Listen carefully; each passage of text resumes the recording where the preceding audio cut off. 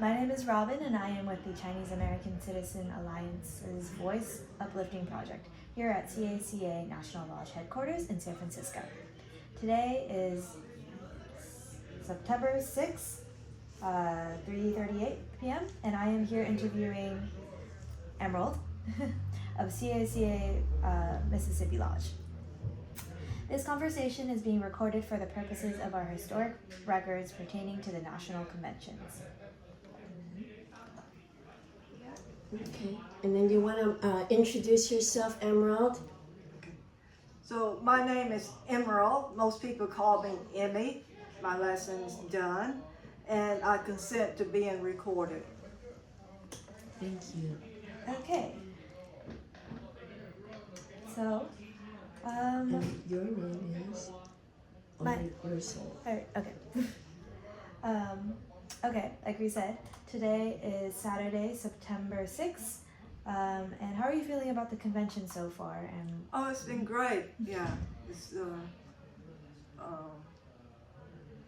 yeah. what have you been enjoying about it? Meeting old friends and meeting new people, and you know. Next question. Why did you first decide to join C.A.C.A. and what motivates you to continue your involvement today? I'm not sure exactly when I joined, what year, but I believe it was through Ted Gahn. I found some literature on C.A.C.A. and I read it, and I thought the mission was worthwhile joining, and there's the Mississippi Lodge, so I did join. What motivates you to continue your involvement today? The C.A.C.A. has many good points and strives to help the Chinese especially now in this more or less volatile situation environment. Mm-hmm. I love your accent, by the way. It's really wonderful. Thank you. And it's indicative of your identity as a Mississippian, correct? Can you tell me briefly about the Delta Chinese diaspora and your family history? Could you elaborate a little bit more on what? Yeah.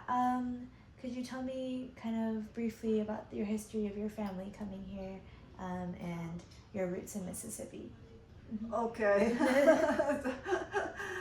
So I'll start with my mother. Mm-hmm. Actually, I should start with my grandparents who came first. So on both sides, maternal and paternal. My maternal grandparents actually first went to Boston because my grandfather was of the C.A.C.A. clan, and there's a pretty large C.A.C.A. clan in Boston.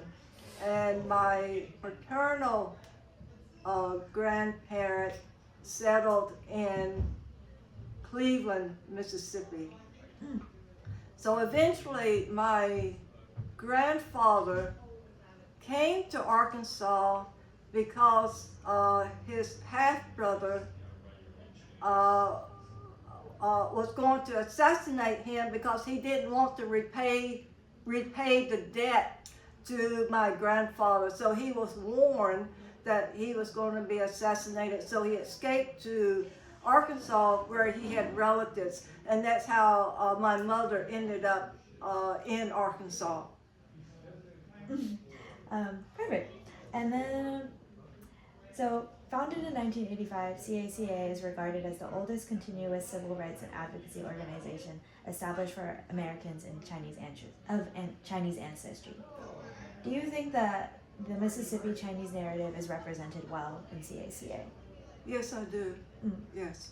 Do you think you guys have a good space to tell with your voice, and you think like the narratives are spread well throughout C.A.C.A.? And then let's see, what accomplishments of C.A.C.A. are you most proud to have witnessed or been a part of?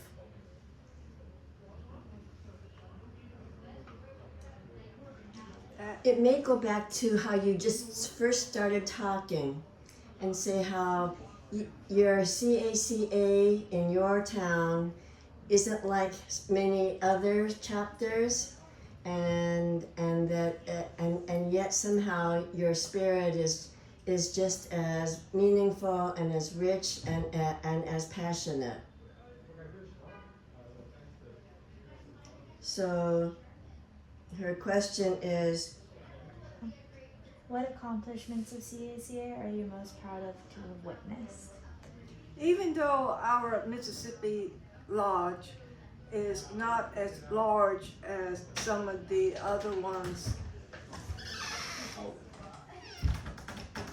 Sorry. Should I start over or? it's okay. Yeah, go ahead. Okay. Even though our Mississippi Lodge is not as large as the West Coast or the East Coast, I think I mentioned we had 24 members, but our members are very passionate about the lodge and are passionate to support our headquarters and help them in any way we can. That's perfect. And I think that you were mentioning, well, I think Robin was going to start to ask you about your membership at C.A.C.A. When did you become a member of C.A.C.A.? Well, I did mention that because I said I wasn't sure what year I joined. Okay, so if you don't know what year, what do you remember the most when you started attending and meeting other members who were C.A.C.A.? What struck you the most? That you just kept going? That's tough.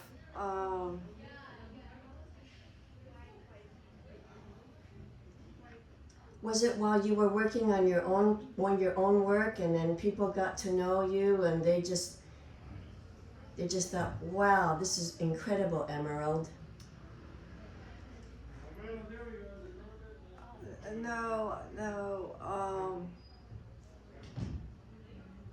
As I said before, our lodge is not, doesn't really have any concrete projects.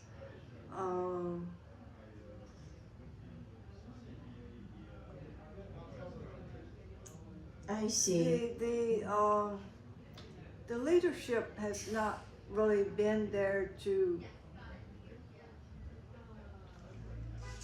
provide any incentives or any projects to work on.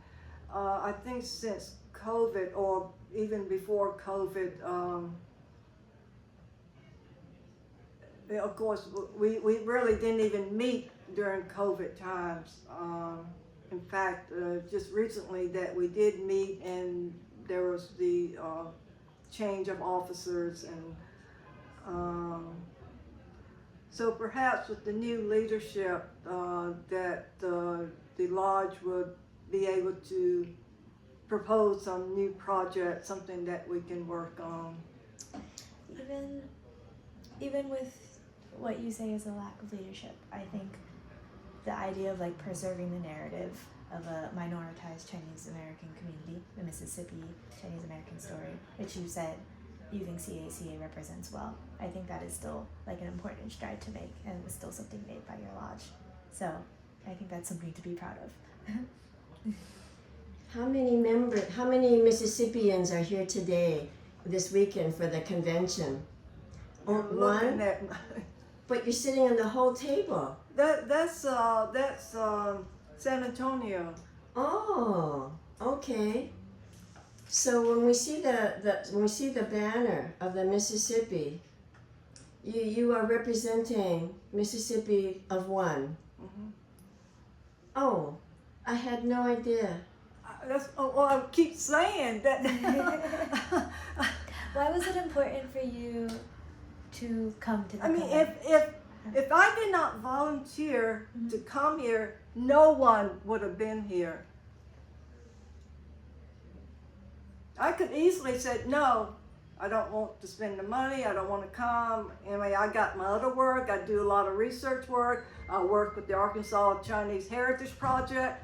I mean, I'm taking my time out to come here to support the Mississippi Lodge and to support the headquarters. You are speaking the message and the mission. Emerald, I am speechless. You're moving me to tears. Oh, Thank you so much, Thank you and Robin chose well. Thank you. I really appreciate it. I think the best part was the last few minutes. you can modify it or,